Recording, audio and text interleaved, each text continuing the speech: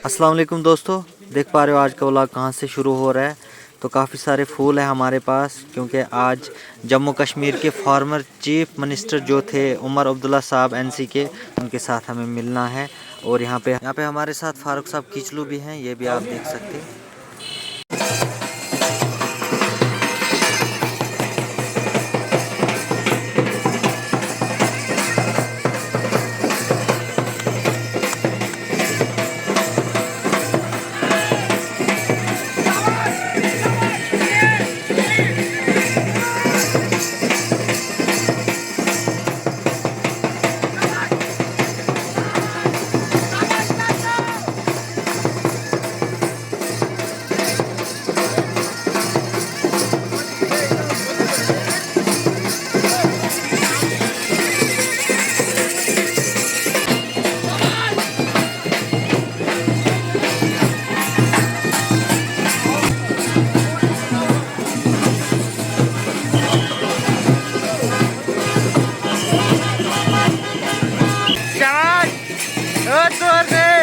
ऐसे ही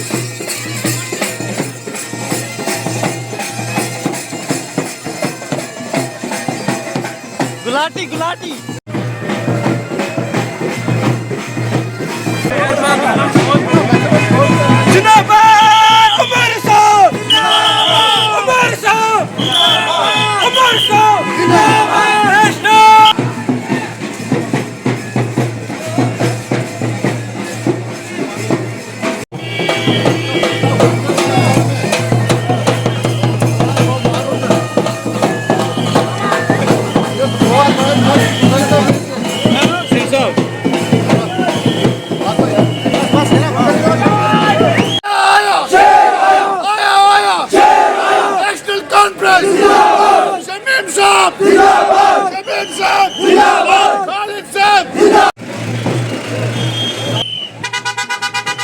तो दोस्तों ये रहे हमारे खालिद सहरवर्दी, इनके साथ भी हम आपकी मुलाकात कराते हैं। ये मिल लीजिए खालिद साहब के साथ।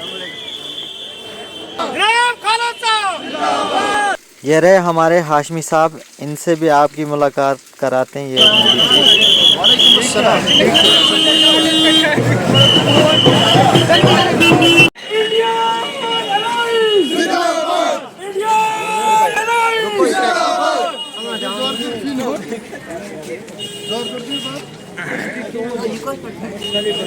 हैं दुकान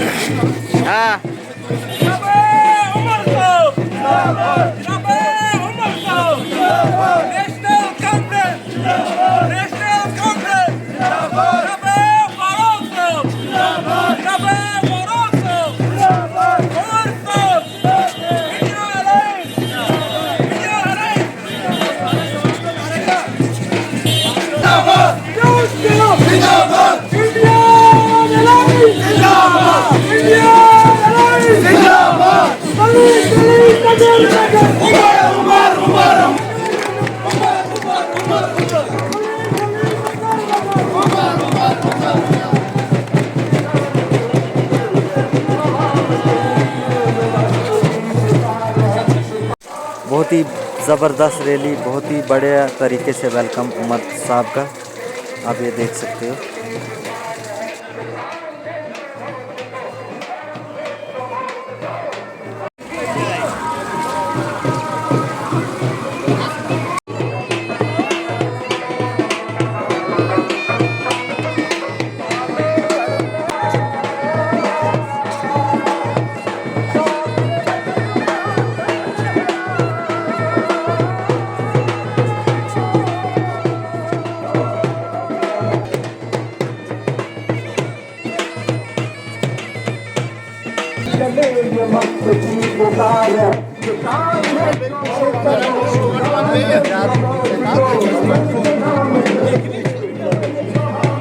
ये रहे हमारे शमीम साहब जो कि एक्स सरपंच रहे हैं। बहुत ही अच्छी ड्यूटी की है इन्होंने, ये आप देख सकते हो। और इनके साथ मिल लीजिए आप।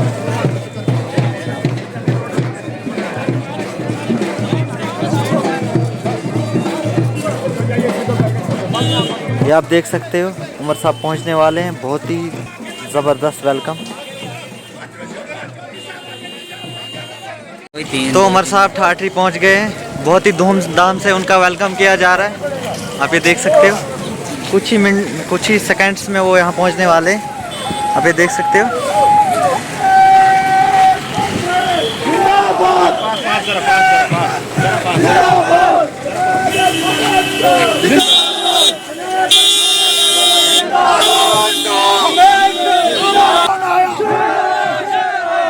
देखो कौन आया, देखो कौन आया, देखो कौन आया। उमर साहब आगे बढ़ो, हम तुम्हारे साथ हैं। उमर साहब आगे बढ़ो, हम तुम्हारे साथ हैं। उमर साहब आगे बढ़ो, हम तुम्हारे साथ हैं।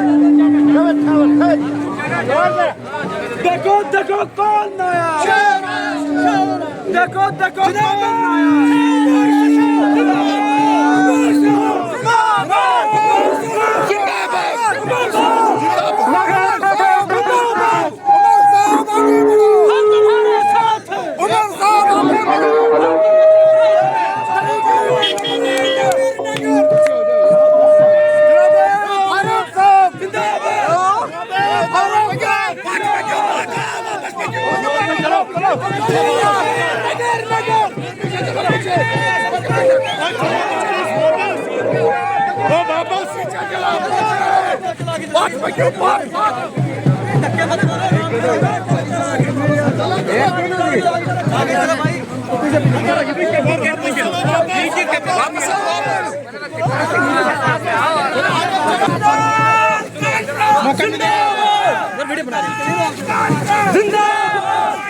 चलते चलो चलते चलो।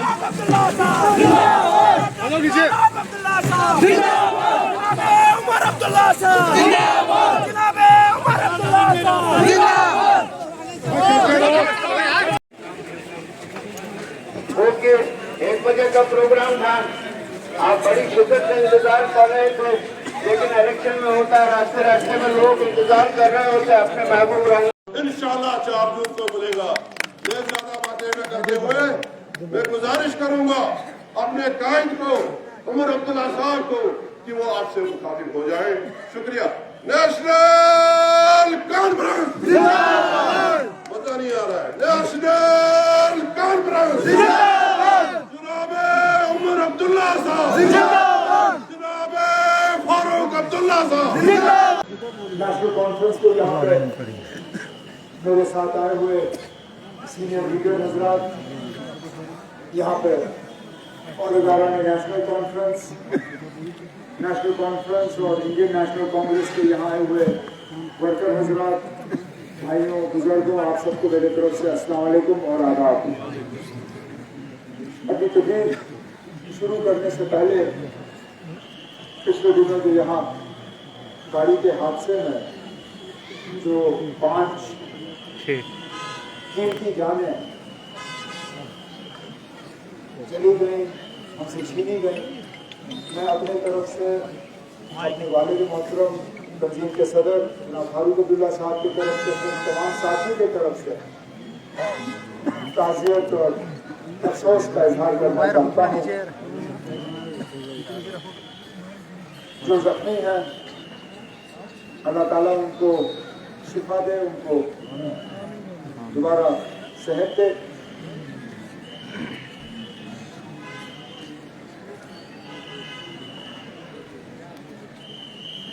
जिस तरह नेशनल कॉन्फ्रेंस वाले जो है ये तरक्की के दौर में एक रुकावट बन के आते हैं।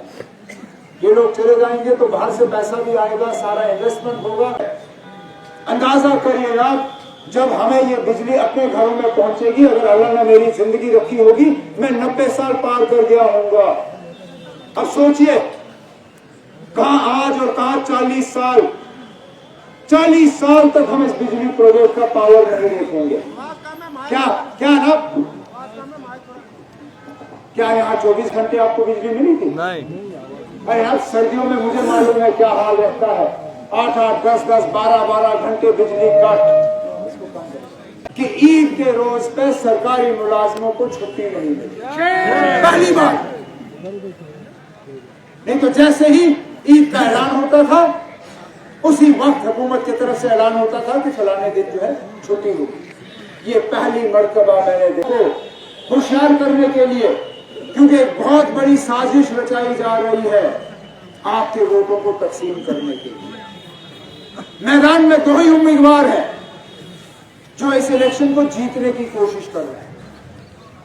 और इस बात पे गौर करिए, और गौर करने के बाद अगर आपको मेरा ये कहना गलत लगा या आपको लगता है कि मैं कुछ गलत कह रहा हूं, जो भी आपका फैसला होगा हमारे सिर आंखों पे।